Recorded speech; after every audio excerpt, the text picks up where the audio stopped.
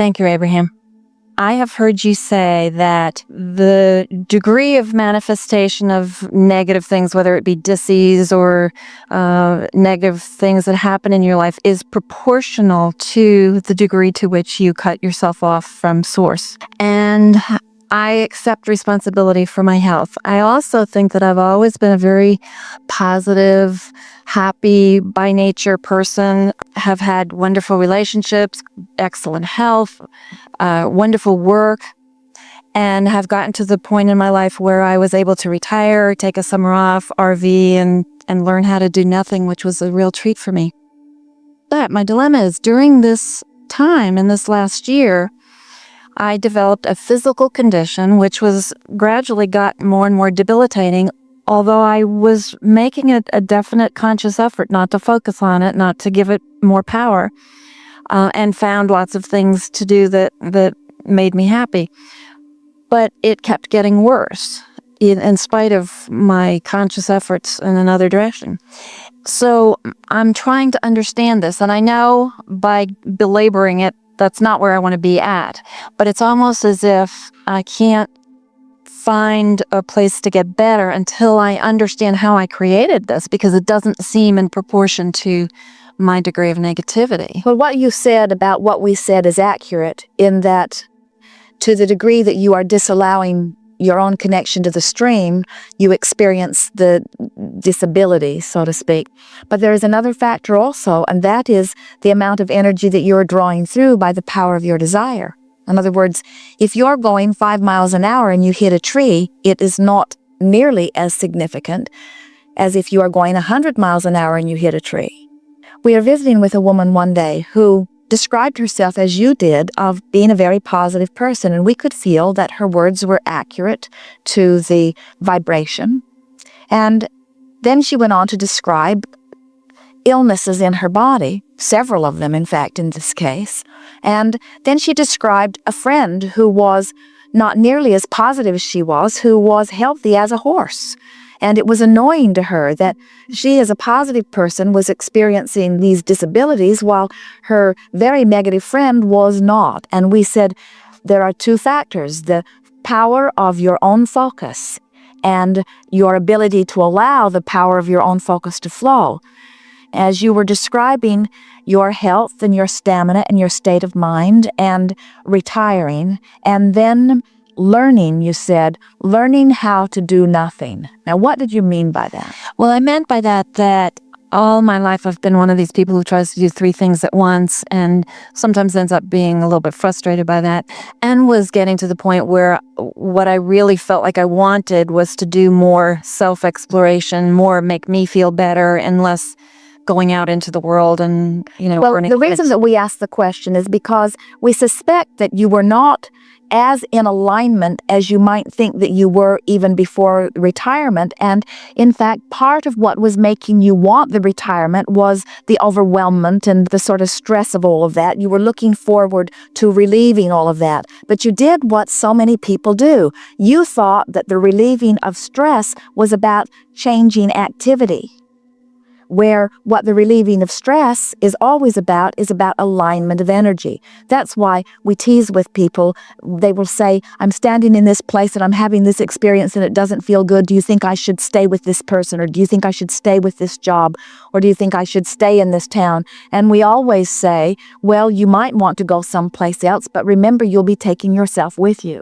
And you're going to take your same proclivities for thought with you unless you are consciously doing something about beating different drums. No matter what you're doing, you're still going to beat the same drums. So the reason that it was exacerbated rather than relieved by your lack of activity is that you lost that benefit as you were learning how to do nothing. None of you want to do nothing. You want to be active projectors of thought. I think I was more learning to do what I felt like doing when I felt like Well, that's just fine, except you feel so guilty when you do that.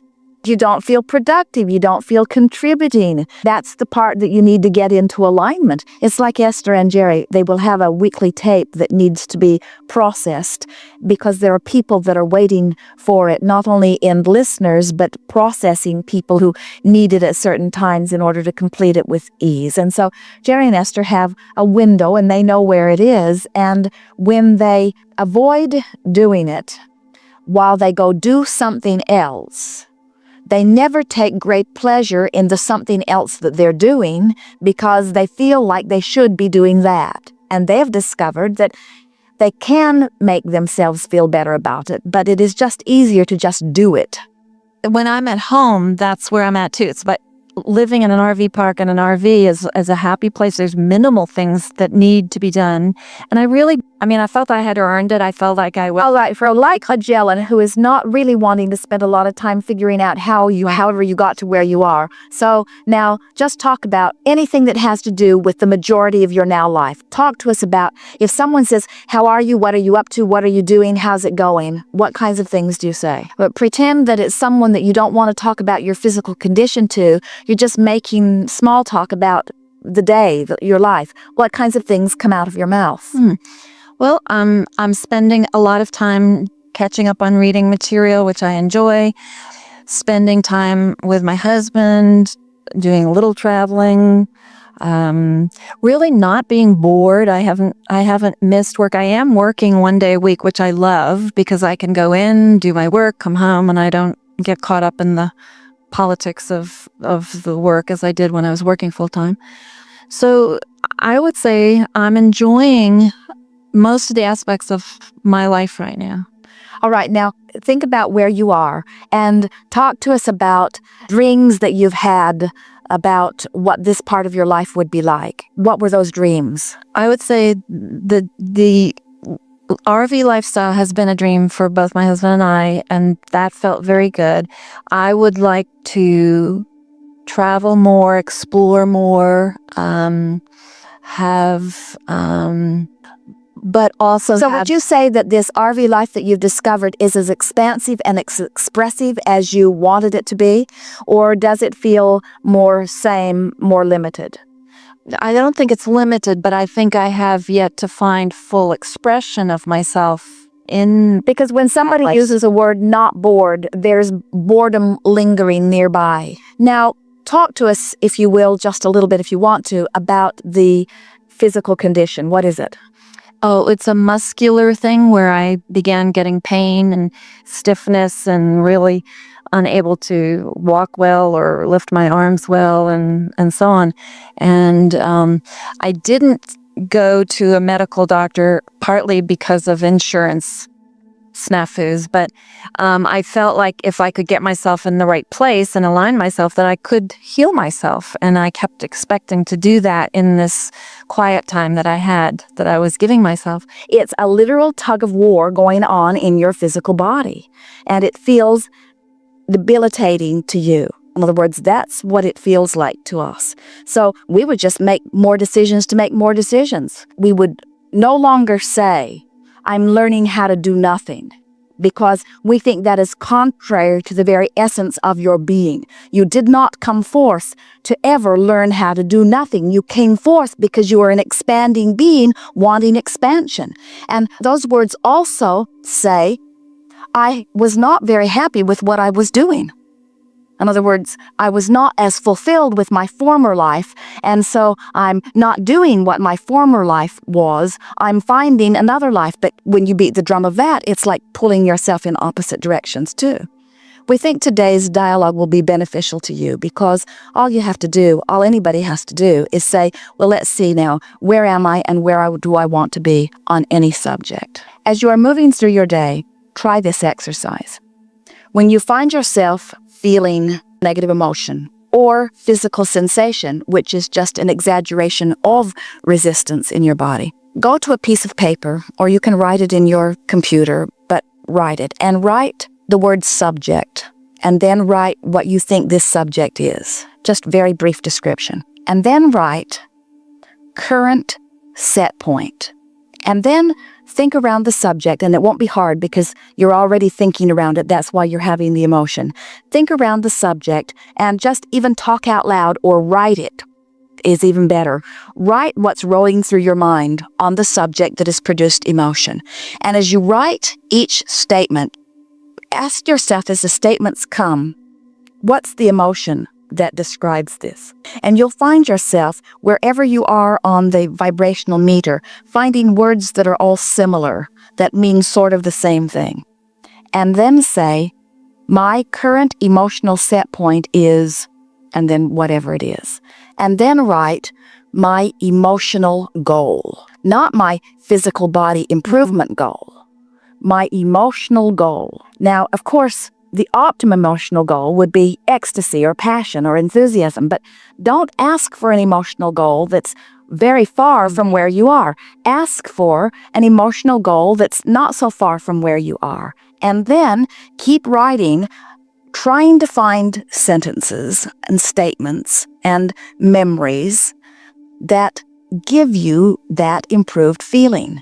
And when the feeling is improved, now write current emotional set point and put the new statement there. And then if you have time, continue the process, and you will be amazed how in this writing process, in this focused on how I feel and focused upon what thoughts are producing the feelings setting that you are sitting in, you can move up this emotional scale fast.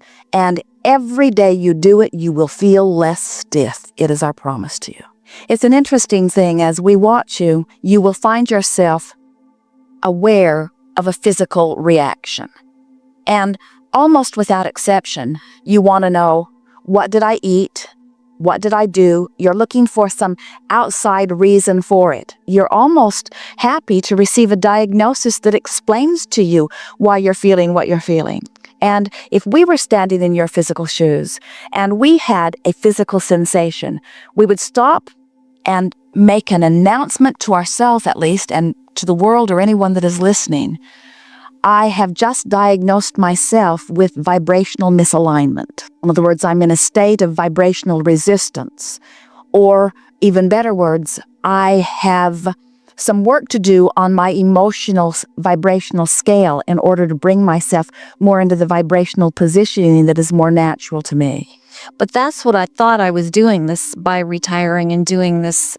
But feel the difference, because what you're offering here is so beneficial. What you're saying is, I'm going through these motions and I'm taking this action because I believe that this action will leave me in a better feeling place. And what we want you to do is to break it down more incrementally. We'd like you to open the pages of a book, and as you're reading this fictitious novel, when the woman that you are reading about finds out that she's dying of something, we would like you to just take the book and throw it in the trash can and say, this was not the best choice of reading for me, because my in-the-moment thought is what is causing my in-the-moment vibration. And my in-the-moment vibration, it is what is giving me my in-the-moment emotion. And as I'm doing it in this moment, not only is it affecting my vibration in this moment, but I'm practicing the vibration and I'm developing a proclivity so that I have access to more of those kinds of thoughts. We want you to understand that deliberate creation is just a moment-by-moment thinking and feeling process. And too many of you are looking at your life sort of from a distance as you are talking in general terms. I thought that the RV life would give me more time to put myself in a better feeling place. And I thought that because I was now doing that, that I would be in a more better feeling place. And we want you to take a more bite-by-bite, hands-on physical approach by saying, this thought doesn't feel all that good. I wonder if I could find a thought that feels better. There's nothing serious happening here. In other words, there's no serious misalignment. Think about how magnificent it is. You've been saying, and many of you have been saying, I want to know about my vibrations, and I want to be a deliberate creator, and I want to be in alignment with source energy, and I want to fulfill my reason for being, and I want to know what I'm doing. I want to listen to my guidance system, and I want to be intuitive and in vibrational connection with my source, and I want to be so in alignment that I can actually hear my inner being and receive guidance, and I want to be a teacher, and I want to be of value to others, and all of that means that you have to be aware of how you feel in the moment. So then you say, and most of you are feeling this on some level, I'm not all that much aware of my emotions. Well, you are. Every one of you are. You can feel it as we've been playing this game today. You know right where these emotions are. But you're going to be a lot more likely to listen to your emotions now that you have exaggerated emotions that are showing up as stiffness and soreness in your body than you would if that had not happened.